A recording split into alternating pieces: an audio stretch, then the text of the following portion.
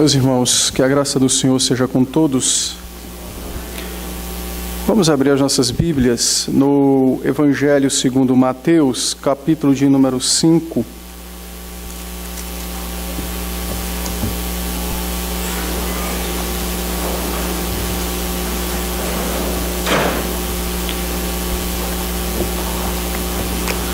Evangelho segundo Mateus, capítulo 5. Nós iremos ler os versos de 13 a 16.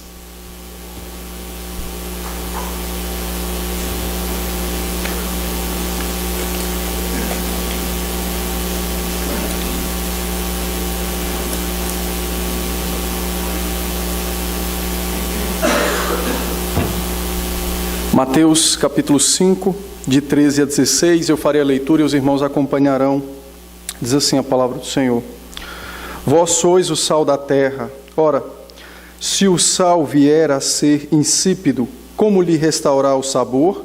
Para nada mais presta, senão para, lançado fora, ser pisado pelos homens. Vós sois a luz do mundo. Não se pode esconder a cidade edificada sobre um monte, nem se acende uma candeia para colocá-la debaixo do alqueire, mas no velador, e alumia a todos os que se encontram na casa. Assim, brilhe também a vossa luz diante dos homens, para que vejam as vossas boas obras e glorifiquem a vosso Pai que está nos céus. Vamos orar? Ó Pai, dá-nos a Tua bênção de podermos nessa noite ouvir a Sua doce voz pelo texto que acabamos de ler. Que o Senhor, então, pelo Seu Santo Espírito, fale a Tua igreja, ao Teu povo, a fim de nos edificar, consolar, exortar, a fim, ó Deus, de nos tornar cada vez mais capazes de viver a Tua vontade no nosso viver diário. Sê então com a Tua igreja, sê com esse Teu servo, dá-me graça, a fim de que minhas falhas, pecados não se tornem impedimentos para que o Teu povo ouça a Sua voz. Então, somente como instrumento opera para a glória do Teu nome e para nosso bem. É a nossa súplica em Cristo Jesus. Amém. Amém. Eu quero iniciar com os irmãos uma série de exposições nas parábolas. Fiz isso no domingo retrasado, quando nós abordamos aquela parábola que o Senhor contou sobre a figueira estéril plantada no meio da vinha, respondendo àquela pergunta que os fariseus haviam feito sobre se os homens galileus eram mais pecadores do que os demais porque sofreram uma catástrofe no transcurso de sua vida. Então, desde aquele dia me dispus a tratar sobre as parábolas com os irmãos, a fim de nos edificar sobre esse método que o Senhor Jesus usou para instruir a sua igreja e certamente a nós, como seu povo.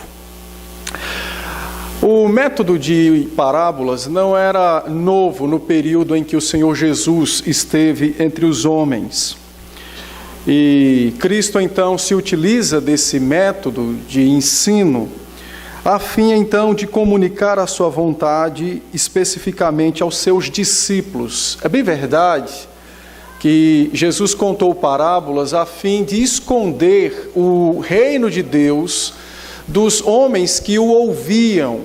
É bom lembrarmos, por exemplo, da explicação da parábola do semeador, quando ele, então, particularmente a explicou aos seus discípulos, vedando o conhecimento que os discípulos acabavam de receber aos demais homens. E ele então explica o propósito disso, que era o cumprimento da profecia de Isaías, quando Isaías profetizou acerca desse tempo em que os homens ouviriam e veriam Deus operar, mas não dariam crédito, porque não compreenderiam em seus corações.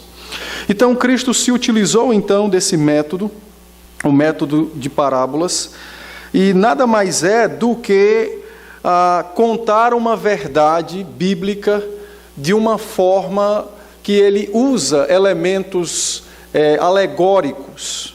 Em síntese, isso é uma parábola. uma verdade divina trazida aos homens por meio de algo que possa ser usado como comparativo ou algo descrito como alegórico. As parábolas do Senhor Jesus, e eu quero dizer isso primeiramente aos irmãos, a fim de podermos entrar nas parábolas, as parábolas que o Senhor Jesus contava, então, elas geralmente usavam algo da vida real, algo do cotidiano, como essa que nós acabamos de ler, luz e sal. E Cristo, então, ao contar essas histórias, a fim de trazer um ensino da parte de Deus aos homens, ele então usava esses elementos do dia a dia, e isso facilitava a compreensão das parábolas. É bem verdade que nós precisamos do Espírito para nos instruir no entendimento das parábolas. Não simplesmente contá-la usando meios ou coisas do dia a dia faria com que a verdade fosse captada pelos homens. Não podemos descartar, em hipótese alguma, a ação do Espírito de trazer o conhecimento àqueles que ouviam Cristo. As parábolas podem ser classificadas de algumas maneiras, como autênticas, que são essas que usam coisas do dia a dia, como o semeador saiu a semear. Então são parábolas autênticas, percebe-se então elementos do dia a dia, o seu conhecimento, a sua compreensão, de certo modo, ela é facilitada pelo uso dos elementos que o Senhor Jesus fez. Também temos parábolas onde, na verdade, são histórias contadas com o propósito de parábola, a fim de trazer um ensino da parte de Deus. Então são histórias de eventos particulares, ou de algo que aconteceu no passado, ou uma experiência de alguma pessoa. Então nós temos, por exemplo, a parábola do bom samaritano, que o Senhor Jesus contou. A estrada de Jerusalém a Jericó verdadeiramente era extremamente perigosa. Então Cristo conta uma história, talvez que alguém sofreu, talvez não naqueles detalhes todos, mas que alguém sofreu. E o seu propósito, então, é trazer um ensino da parte de Deus aos homens. Temos também, por exemplo, ainda no Evangelho de Mateus, capítulo 13, o verso 24, apenas para ilustrar aos irmãos, o Senhor Jesus conta a parábola do joio. Então, ele conta a história de um homem que construiu lá uma roça e plantou uma boa semente, e de repente um de seus inimigos semeou uma semente ruim entre aquela que ele havia semeado. Então é uma história, algo particular, ou uma experiência de alguém, algo do passado, e ele conta dentro de um ambiente de parábola, ou seja, dentro de um ambiente onde ele vai usar aquilo para ensinar uma verdade aos homens. Também existem histórias contadas com esse viés de parábola que servem para ilustrar outras verdades. Essas, diga-se de passagem, foram registradas em Lucas, basicamente Lucas. As parábolas de Lucas são singulares, diferentes das parábolas de Mateus e de Marcos. As parábolas de Lucas requerem um pouco mais de compreensão de nossa parte, porque elas contêm esse aspecto onde a história é ilustrativa. A própria parábola já é uma ilustração, mas no caso de Lucas há uma história ilustrativa de algo que é contado. Então requer um pouco mais de compreensão de nossa parte, a fim de discernir o ensino divino trazido naquele texto. As parábolas, de um modo em geral, elas contêm uma única lição, e eu quero que os irmãos não esqueçam disso. Vocês vão ouvir gente pregar nas parábolas, e um diz um negócio, outro outra. As parábolas contêm uma única lição. É possível, e nós temos parábolas complexas na palavra de Deus. Essas mais complexas exigem de nós um pouco mais, então, de trabalho para definir o sentido daquilo que Cristo quer que compreendamos. Mas, via de regra, as parábolas possuem um único sentido, ou seja, uma única direção. Dentro dessa direção em que Cristo nos traz na parábola, nós podemos sim aplicar ela de uma forma um pouco mais variada, mas não podemos sair criando sentidos. E quando a palavra sentido significa exatamente o que aquilo significa para Deus e para a igreja. Então, nós não podemos ficar criando sentidos para as parábolas, porque elas não foram contadas a fim de trazer uma multiplicidade de sentidos. Elas possuem um único sentido, via de regra. Existem parábolas complexas, nós veremos ao longo desse ano. Mas o propósito não foi complicar as coisas, e sim facilitar a compreensão de uma verdade. Por isso Jesus é extremamente cauteloso no uso das parábolas, porque o propósito dele foi trazer o reino de Deus, o ensino sobre o reino ao seu povo, apesar de que escondeu daqueles que não eram seu povo. Dito isto, então, olhemos para o nosso texto, que é exatamente a primeira parábola dos evangelhos, a parábola do sal e da luz. Eu vou dividir ambas, apesar de elas tratarem sobre a mesma coisa, mas eu vou dividir ambas, porque o próprio Cristo as divide. Então, eu irei tratar primeiramente do sal, depois da luz, explicarei a parábola e em seguida farei aplicações pertinentes para a nossa vida.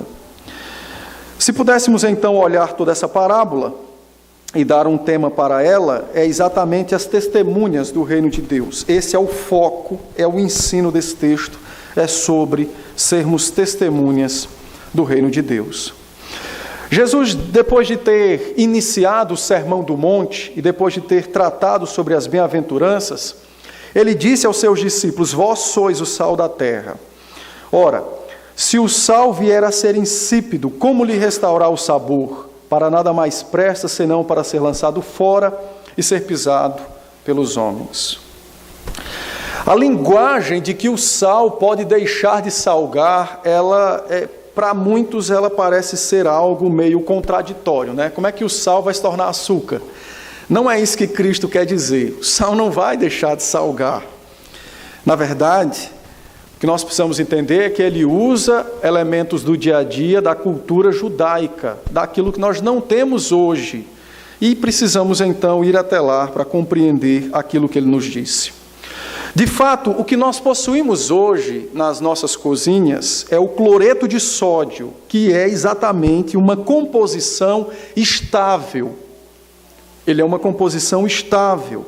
Não possui impurezas, como também não possui muitos benefícios em termos de minerais. Tiraram todos. Entretanto, no Antigo Oriente, o sal era obtido pela evaporação da água do Mar Morto, assim como existe até hoje. O problema hoje é o processo desse sal, para que ele se torne refinado, branquinho e chegue até a nossa mesa.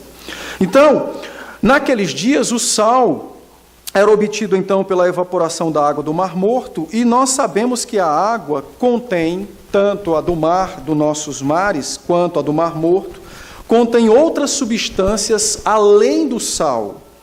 Quando então dava-se o processo de evaporação para se obter o sal, os primeiros cristais que se formam é exatamente de sal. Em seguida, cristais de cloreto de potássio e, em seguida, de cloreto de magnésio. Portanto, se o sal é exatamente o primeiro cristal que se forma, ele é também o mais delicado em relação aos demais. E o que acontece é exatamente isso. Quando os homens esperavam um certo momento em que a água evaporava, e eles, ao perceberem a formação do sal lá no recipiente em que usavam, então eles recolhiam esse em primeiro lugar. Esse sal era um sal mais puro, haja vista de que ele, por se formar primeiro, não contém os outros elementos, o cloreto de magnésio e potássio, bem como também, possivelmente, não continha algumas impurezas que iriam aparecer no restante desse processo. Pois bem, já que ele era o primeiro a ser colhido, ele também era o mais frágil. E por conta disso, esse sal, ele poderia com muita facilidade, ele poderia voltar ao seu estágio de líquido. Se ele sofresse algum tipo de umidade, imediatamente ele voltaria ao seu estágio líquido. Portanto, seria uma água salgada e não um sal. Muito bem. Quando Cristo fala sobre o sal se tornar insípido, ele está falando exatamente desse processo que, quando o sal é colhido, juntamente com ele vêm os cristais de sal, os cristais de cloreto de magnésio, os cristais de cloreto de potássio. E se não fosse bem cuidado, os cristais de sal seriam rapidamente umidificados, se tornaria em água, e o que restaria? Restariam os outros cristais, que não é sal. Portanto, não cumpria a função de sal. E o nome que é dado, então, a esse restante, disse o Senhor Jesus, era um sal insípido, não usável na cozinha. Para que ele servia? Ele, então, era descartado, especialmente na parte dos fundos da casa ou em algum outro local onde precisava ser jogado a fim de endurecer a terra. Então, quando Cristo trata sobre o sal perder o seu sabor, é possível, haja vista que esse processo como um todo se dá desde aquela época e nos nossos dias também. Bom, dito isso então, nós agora sabemos que é possível então ter um sal bom e ter um sal ruim no mesmo processo. E é onde a gente precisa atentar para o ensino que o Senhor Jesus quer que nós percebamos na sua palavra. O Senhor Jesus, então, chama os seus discípulos e diz: vós sois o sal da terra. E ele faz isso exatamente depois de ter apresentado o caráter da vida cristã. Se alguém nos perguntar como eu devo viver a vida cristã, nós podemos seguramente apontar para Mateus 5, de 1 a 12. Aqui está então o caráter da vida cristã. A vida do reino de Deus foi descrita a nós em 12 versículos. É bem verdade então que quando o Senhor Jesus chama os seus discípulos e diz: vós sois o sal da terra, ele então passa a nos mostrar agora o propósito da nossa existência como crentes na terra. O Senhor Jesus não nos descreve o padrão da vida cristã ou o caráter da vida do reino de Deus apenas para que nós tomemos conhecimento. Mas agora, quando ele diz: vós sois o sal da terra, o Senhor Jesus está nos dizendo exatamente que o propósito da nossa existência na terra como crentes é viver deste modo, é viver exatamente desta maneira, e não podemos fugir disso.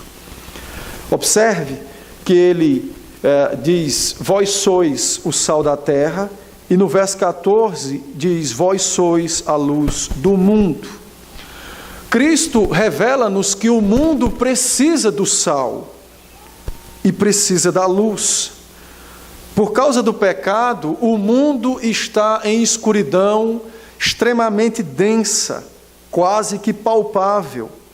E o efeito dessa escuridão no mundo é exatamente o seu apodrecimento. As vidas humanas, os relacionamentos, a existência do homem sem Cristo na terra, ela é composta ou caracterizada por escuridão e podridão, que são os efeitos que o pecado promove. E agora o Senhor Jesus nos chama a sua igreja e diz: vós sois o remédio dessa situação. Está em vós a solução de mudar este mundo, de impedir a putrefação do mundo e a escuridão dos homens. E farão isto se viverem aquilo pelo qual eu acabo de vos ensinar, as bem-aventuranças ou o padrão da vida cristã. Vós sois o sal da terra. Cristo nos lembra que nós, como seus discípulos, nós somos aqueles capazes, pelo próprio Espírito de Deus, de viver estas coisas. Ao nos descrever as bem-aventuranças, o Senhor Jesus não está nos ensinando verdades que serão vividas no céu. Ele está nos ensinando verdades que é para serem vividas na terra. Ele não está nos dizendo coisas que são inatingíveis. Ele não está nem sequer propondo um ideal. Ele está exatamente descrevendo a realidade da vida cristã, do homem e da mulher habitado pelo seu Espírito, transformado pela sua obra na cruz, regenerado. Ele está exatamente nos dizendo: vós sois aqueles que devem viver estas coisas, e vocês precisam viver estas coisas, porque somente os crentes podem viver estas coisas. Sem elas, o mundo cairá em densas trevas, e sem elas, o homem apodrecerá cada vez mais em seu pecado. Quando Cristo nos relata as bem-aventuranças, Cristo está exatamente mostrando a vida do reino de Deus. Certa feita, dizendo aos seus discípulos, ele disse que aquele que crer nele, este viveria em abundância. E rapidamente, quando lembramos desse versículo, nossa mente é levada apenas ao céu. A abundância da vida que Cristo falou está na glória, não apenas na glória.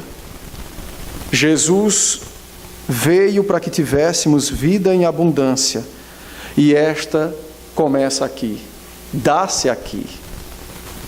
Por esta causa, Cristo então nos descreve a vida do reino de Deus, vida esta que só pode ser vivida por nós, os crentes, e essa é a nossa diferença dos homens pagãos, ainda que nós permaneçamos como pecadores por conta da natureza corrupta que há em nós.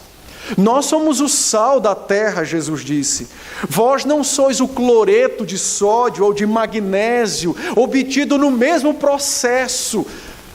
Não sois estas coisas, vós sois o sal da terra, o que é diferente do mundo. E o que marca a nossa diferença do mundo não é religiosamente vir à igreja, é exatamente o coração habitado pelo Espírito e disposto pelo Espírito a viver estas verdades. Vós sois diferentes dos demais homens, é o que Jesus disse. Não porque sois melhores, mas porque a vida do reino de Deus vos foi dada por Ele mesmo, Cristo. O sal é completamente diferente de todo elemento do qual ele é usado. Se vamos fazer um arroz, não há nenhuma semelhança entre o sal e o arroz.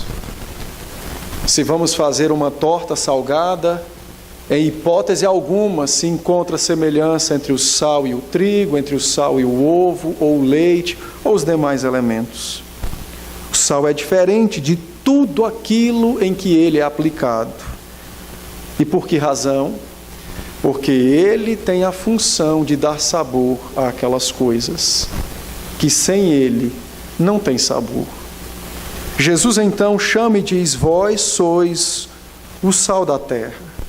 Os crentes precisam ser diferentes de tudo o que há no mundo. Porque se a igreja for igual ao mundo, densas trevas habitará no mundo. Vós sois o sal da terra. O sal é diferente de tudo. E assim devem ser os crentes, diferente dos demais homens. A nossa diferença se dá exatamente por aquilo que habita em nós e por aquilo que é vivido por nós. A vida do reino de Deus nos foi entregue nos versos de 1 a 12. E por isso Cristo diz: vós sois o sal da terra. É bem verdade. E Cristo adverte aos seus discípulos dizendo o seguinte, que o sal, ele serve para dar sabor à comida, ele serve para impedir que a carne entre em putrefação, ele serve então para dar sentido aos outros elementos quando ele entra em contato com eles. Ao fazer essa comparação, Jesus disse exatamente que o mundo precisa de nós. Não porque nós podemos salvar o mundo, mas exatamente porque, como salvos, somos nós que apontamos aos homens que existe um Salvador. Não somos nós quem iremos salvar o mundo, mas como salvos, somos nós que daremos sabor na vida do pecador que não conhece o Senhor Jesus Cristo. Jesus diz que são os crentes pela vida do reino de Deus, experimentada por Ele, dia após dia. Por meio desse crente que vive assim, os demais homens poderão encontrar sabor de Deus em suas vidas. Mas se não fizermos isso, se não vivermos desta forma, a vida dos descrentes será tão insípida, sem sabor, como a vida do crente, que não vive como um discípulo de Cristo, que não vive a vida do reino de Deus. Os crentes precisam compreender esta verdade. O mundo não pode ditar como a igreja tem que ser, o mundo não pode nos dizer a maneira de adorar, o mundo não pode marcar a forma com que devemos viver. É exatamente o contrário. Nós é quem temos que ensinar ao mundo a forma de viver. A vida do mundo é sem sabor, é sem luz. A vida do mundo não tem sentido. Os homens nascem, crescem, casam, ganham as coisas e morrem, sem saber por que vieram e por que aquelas coisas lhe aconteceram. Mas nós sabemos o porquê de tudo isso. E se nós nos recusarmos a viver a palavra de Cristo no dia a dia, deixaremos de salgar a vida desses homens. Eles terão uma existência inteira na terra, uma vida inteira sem sabor. E fomos nós os responsáveis por não dar sabor, por não lhe apontar o sentido da sua existência. Por isso, o Senhor Jesus diz: vós sois o sal da terra. Mas o Senhor Jesus também nos adverte, sendo nós, seus discípulos e sal da terra, Ele nos adverte sobre uma questão que não pode passar despercebida por nós. Veja, Ele disse: se o sal vier a ser insípido, como lhe restaurar o sabor? Ele responde e diz: não pode ser restaurado, e para nada mais serve, a não ser para ser pisado pelos homens. É possível então o sal perder o seu sabor? Nós já vimos que sim, e não há restauração para ele. Jesus está falando de quê? Da perda da salvação? Não. O que ele está nos dizendo é que é possível os cristais de sal, que somos nós, os crentes, encontrarmos ao longo da caminhada cristã, cristais de magnésio, que não são sal, de potássio, que não é sal, e por isso não pode salgar. É possível encontrar esses cristais ao longo da vida cristã. É possível encontrar esses cristais dentro da própria igreja. É possível. E Jesus disse: estes nunca serão sal. Por isso, a parte que lhes cabe será exatamente dor e ranger de dentes. O Senhor Jesus adverte a mim e a você, assim como advertiu os discípulos, sobre o perigo de encontrarmos discípulos disfarçados no meio da igreja. Veja, ele está tratando sobre a nossa conduta cristã, a nossa vida. E quem pode nos influenciar mais do que alguém que muitas vezes está do nosso lado? Então Jesus adverte-nos e diz: olhe apenas para mim e para a minha palavra. Lembre-se do que eu disse por boca do Espírito a Josué: não se desvie nem para a esquerda nem para a direita, o centro é o seu lugar. Porque você vai encontrar discípulos disfarçados ao longo do caminho. Você vai encontrar descrentes travestidos de crentes ao longo do caminho.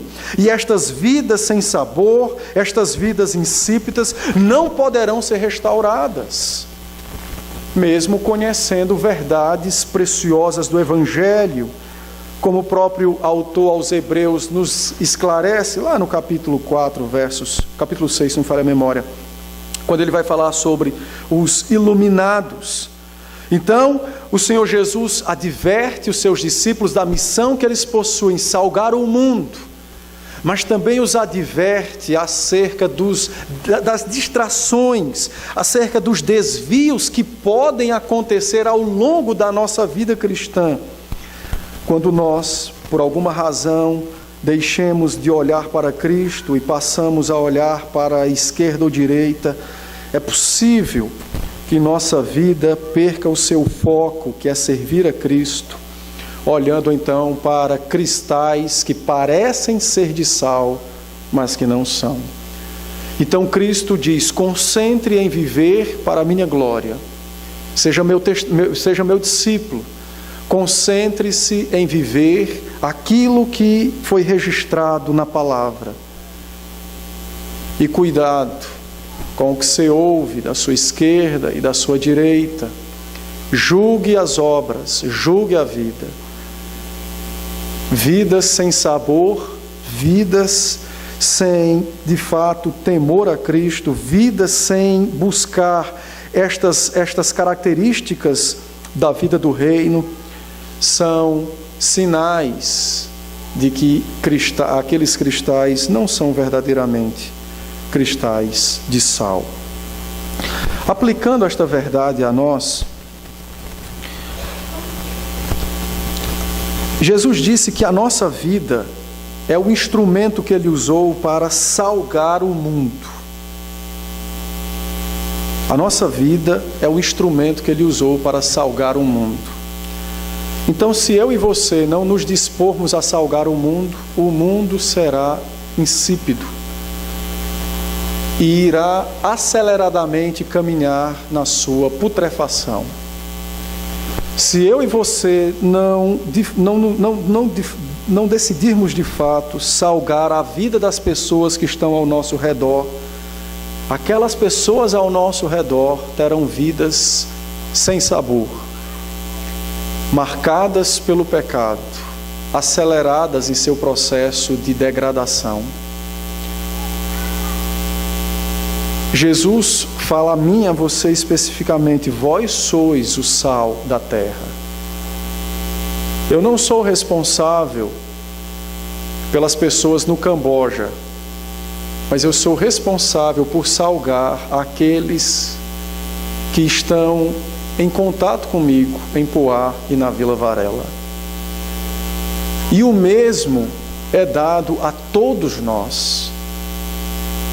Vós sois o sal da terra.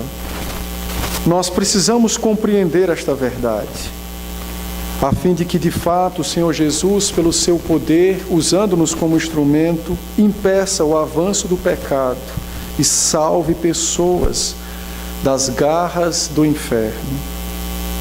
As bem-aventuranças descritas no capítulo 5 nos dizem a maneira como viver. As pessoas precisam ver esta forma de vida em nós. Nós precisamos ensinar estas verdades, tanto pela vida quanto pelas palavras. Não adianta falar de Cristo como Senhor se eu sou um rebelde a Jesus Cristo. Viver e falar são exatamente aquilo que irá salgar a vida de quem estiver ao nosso redor. Crisóstomo, João Crisóstomo, um pastor da igreja do século V, 400 depois de Cristo, certa vez disse: se os cristãos vivessem a vida que se espera deles, que é essa aqui, os incrédulos desapareceriam. Se nós vivêssemos com atenção a vida que espera-se que nós vivamos, disse Crisóstomo, os descrentes, os incrédulos, desapareceriam. Por isso, cuidado, olhe o seu testemunho, você é um discípulo de Cristo. Como está a sua vida? Coloque as suas práticas e as bem-aventuranças lado a lado, faça uma comparação veja se há de fato a vivência dessa verdade. Veja se está salgando a vida das pessoas ou se está deixando apodrecer no pecado. Não se distraia na sua caminhada cristã. Não se distraia. O seu propósito é servir a Cristo, mostrando ao mundo Cristo em sua vida.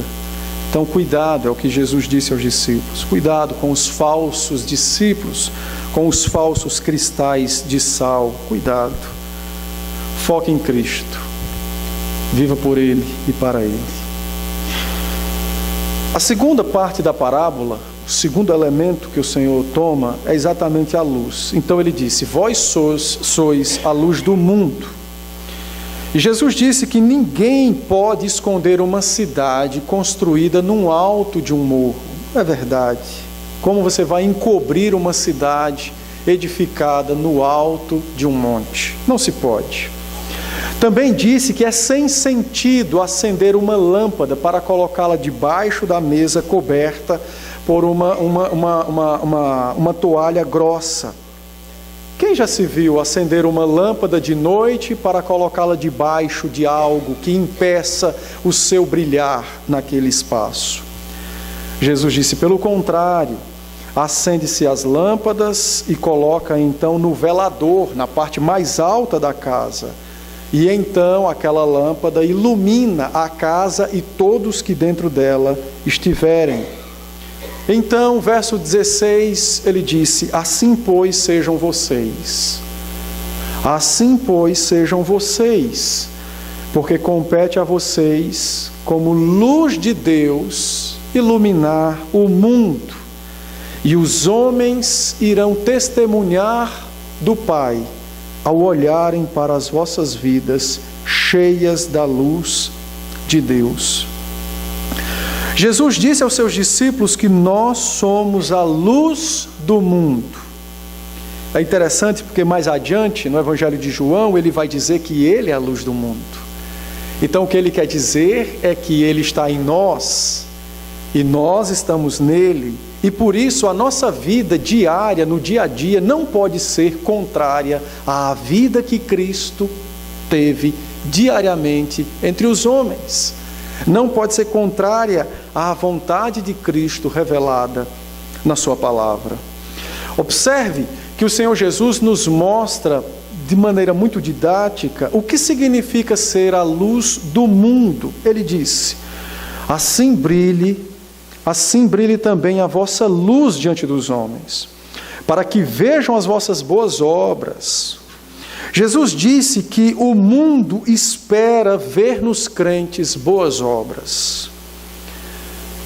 Deixe-me qualificar aos irmãos o que é boas obras. Dar esmola a alguém é uma boa obra? Não. Não é isso que a Bíblia está falando. O que a Bíblia está falando é as obras de obediência qualificadas pelo Espírito. Perdoar alguém que me ofendeu é uma boa obra? Sim. Apenas a título de exemplo. De fato, dar uma esmola a um necessitado por amor a Cristo e não por amor à miséria dele, aí é uma boa obra. Corrigir o faltoso é uma boa obra. Examinar o coração a fim de abandonar os pecados é uma boa obra. Então Cristo disse aos seus discípulos: o mundo espera ver as obras de Deus em vossas vidas. É o que ele disse: vós sois a luz do mundo. E em João 8 ele diz: eu sou a luz do mundo. Jesus disse: eu estou em vós, vós estáis em mim. Há uma ligação entre eu e vocês. Então o mundo espera ver as obras de Deus em vossas vidas. Vós sois os instrumentos para refletir a mente e a vontade de Deus entre os homens. Vós sois esses instrumentos para refletir a mente e a vontade de Deus entre os homens. Vós sois a luz do mundo. Há um detalhe interessante que Cristo não disse: vocês são a lâmpada, porque a lâmpada é apenas o recipiente. Não, vós sois a luz. Vós sois a luz. Há uma vida orgânica entre eu e Jesus Cristo. Há uma ligação entre eu e Deus o Pai, entre eu e Deus o Espírito. Há algo orgânico entre nós. E é exatamente por essa organicidade da minha vida com Cristo que as obras de Deus aparecem na minha vida, sendo eu imperfeito, pecador, não sendo Deus. Vós sois a luz do mundo, é o que Jesus disse. Os instrumentos para refletir a mente e a vontade de Deus. Vós sois a luz do mundo. É bem verdade que a luz, assim como o sal, elas têm uma grande missão. O sal precisa combater a putrefação e a luz combate as trevas. Por isso é possível que vocês sejam perseguidos sendo discípulos meus. Ele mesmo disse nos versos 11 e 12. Entretanto, ele disse, mas alegre-se, porque ser perseguido por viver a minha vida em vossa vida é motivo de grande glória. É um sinal de vossa salvação, é um sinal de que eu estou em você e de que você está em mim. Sofrer não por ser discípulo de Cristo é um mau sinal. Sofrer por não ser discípulo de Cristo é um sinal de que eu não estou nele, nele não está em mim, então me falta vida eterna e salvação. Vós sois a luz do mundo. Eu estou em vós, vós estáis em mim. Podereis ser perseguidos por causa dessa ligadura que há entre eu e você. Mas tem de bom ânimo. Vós tem recebido a vida de Deus. Carson, pensando sobre esse texto, ele disse que uma boa palavra, já que Jesus está falando sobre testemunho, né, e às vezes nós deixamos de testemunhar por causa do medo da perseguição, ele diz que uma boa palavra sem uma boa caminhada não tem proveito nenhum. Não tem proveito nenhum. Uma boa palavra sem uma boa caminhada é tão inútil quanto não dizer nada. Fugir para o invisível nada mais é do que uma chamada a negar a Cristo. Muitos crentes têm feito isso. Seus locais de trabalho, diz lá que precisa haver o respeito com as demais religiões. E as pessoas então, por respeitar as outras religiões, negam a sua própria. Isso não é respeitar nada, nem ninguém. É negar aquilo que é. Os crentes precisam olhar para Cristo, encorajar-se por meio de Cristo. E como luz e sal do mundo, trabalhar por meio do seu viver diário, da palavra de Deus, aplicada no viver diário. Como instrumentos do Senhor, rompermos com a putrefação e escuridão que o pecado tem trazido aos homens. Vós sois, é o que Jesus disse, a luz do mundo. Vós sois a luz do mundo.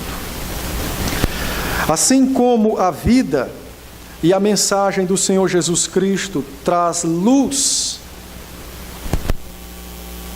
ao coração escurecido pelo pecado, e como foi um dia conosco, sua vida e sua mensagem iluminaram um dia nossas vidas, assim também Jesus disse, assim também vós, vossas palavras e vossa vida iluminarão outros que estão ao seu redor. Iluminarão outros que estão ao seu redor. Jesus disse, vós sois a luz do mundo. Os discípulos, pela luz que habita neles, que é do próprio Cristo, esta luz será vivenciada, demonstrada por meio de vidas.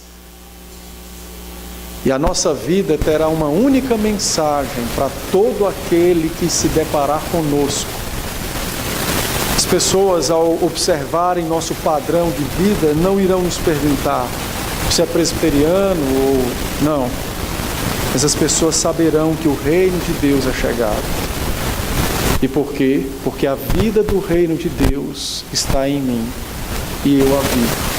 constantemente. A luz, disse Jesus, vós sois a luz do mundo, a luz da revelação de Deus, acompanha a vida do crente. O anúncio de que um dia Jesus voltará, as pessoas precisam saber disso em todo momento. Os descrentes não precisam saber que Jesus vai voltar apenas no dia em que vierem a esta igreja no culto. Eles deverão saber disso ao olharem nossas vidas. Como nos vestimos, o que falamos, o que pensamos, como reagimos aos problemas da vida, como reagimos às mais variadas circunstâncias das quais podemos experimentar. A vida do reino é a nossa vida. E nós agora fomos chamados para, por meio dessa vida, dar testemunho ao mundo, a fim de que aqueles que ainda não conhecem Cristo conheçam, a fim de que aqueles que ainda não sabem que Cristo é o Senhor e Salvador passem a saber. Nós somos então chamados para sermos a luz do mundo. Não se pode esconder, Jesus disse, uma cidade edificada. Esse texto é um texto muito interessante. É um texto que nos traz alguns temores, porque esse texto, quando Jesus disse o sal insípido não pode ser restaurado, e ele disse, uma cidade edificada sobre um monte não se esconde, então ele está dizendo, o verdadeiro crente não pode ser escondido. Então isso traz alguns temores, será que eu sou de fato crente? Deus de fato já me visitou com salvação? Jesus deixa claro, não se pode esconder um crente. Não se pode esconder. Não se pode. Então isso dá uma chacoalhada em nós e nos faz perguntarmos a nós mesmos, será que eu já nasci de novo? Será que de fato eu sou luz ou trevas? Os discípulos, Jesus disse, são chamados para serem luz do mundo. Não podem ser escondidos, ainda que debaixo de grande perseguição, não podem ser escondidos, porque a natureza do crente é de luz, ela foi modificada. Antes de nossa conversão, nossa natureza era morta, a palavra nos diz. Escura, fria, sem sabor, não existe, era morta. Mas agora Cristo disse que pelo Espírito que habita em nós e pela presença dele em nós, a nossa natureza mudou. É bem verdade, nós ainda somos pecadores por conta da carne que sofre com o efeito da corrupção trazida pelo primeiro pecado de Adão. Mas a natureza, a alma agora é mudada. É por isso que o apóstolo Paulo escreve no capítulo 7 de Romanos e diz, olha, de vez em quando eu me pego num conflito terrível. Porque eu sei o que eu devo fazer, é a nova natureza, é a luz. E ele então diz, mas eu esbarro na corrupção de meu próprio corpo, que se levanta contra esta luz. Entretanto, mesmo diante de toda essa guerra, chega o final do capítulo 7, e Paulo diz, graças a Jesus Cristo. Graças a Jesus Cristo. Que de vez em quando eu caio, mas com mais veracidade, com mais constância, eu estou sempre de pé. Ou seja, a luz brilha. E um dia ele virá para dar cabo desta corrupção. Então Cristo não está falando de uma vida perfeita, de impecabilidade. O que ele está dizendo é que a marca da vida do crente é uma marca de luz. Esses dias, lendo um material sobre uma palestra que irei dar sobre a questão da impureza sexual, uma coisa me chamou a atenção porque passa despercebida, aplicando aos homens, às mulheres também. Que nós, muitas vezes, devido ao nosso tanto contato com coisas que deveriam ser obscenas para nós, mas já se tornaram comuns. Por exemplo, é isso que eu quero dizer, às vezes vemos um filme, há uma cena, ou passa uma ilustração, qualquer coisa desse tipo, E muitas vezes, sejamos homens ou mulheres, nós ficamos excitados e não imaginamos que aquilo é a quebra do 7º mandamento. Ora,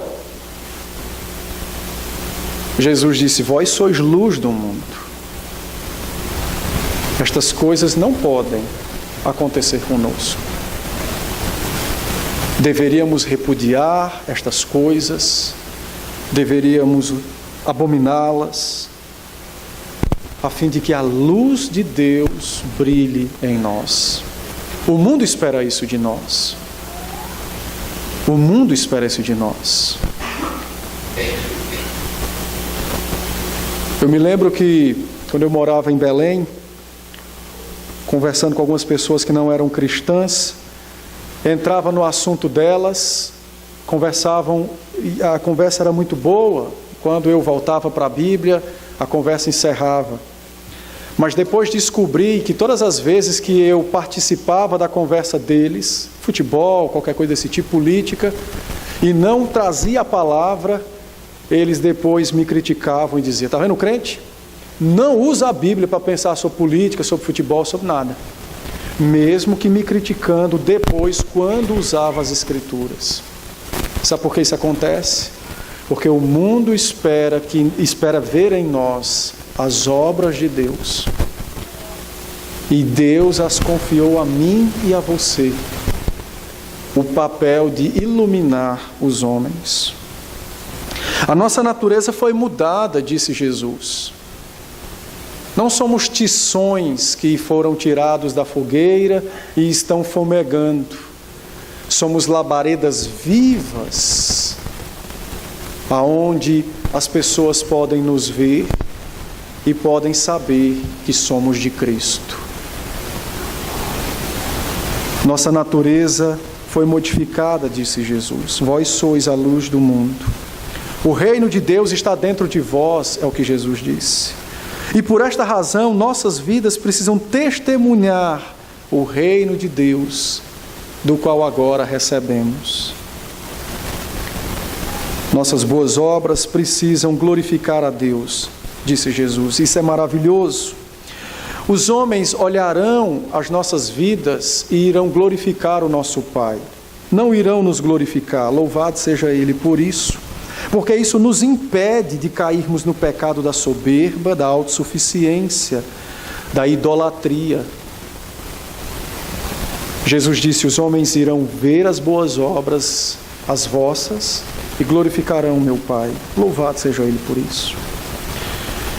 Ao dizer isso, Ele nos faz lembrar que tudo o que fazemos precisa glorificar a Deus. Por isso que eu disse: dar uma esmola a alguém não é uma boa obra, se o propósito não for trazer luz de Cristo àquela vida. Se for apenas tirar a fome dele por um momento e não tirar a alma dele do inferno, pouco adiantará. Vós sois a luz do mundo. Os homens glorificarão o vosso Pai. Os homens bendirão a Deus por vossas vidas. Os discípulos, disse Jesus, possuem a vida do reino. É natural para eles produzirem boas obras porque suas vidas foram transformadas. Os discípulos, os crentes, possuem a luz do Evangelho. Suas vidas e a mensagem da palavra estão interligadas, ligadas, há uma ligação entre eles. E as pessoas irão, dia após dia, saber que o reino de Deus está no mundo e glorificarão o nosso Pai que está nos céus.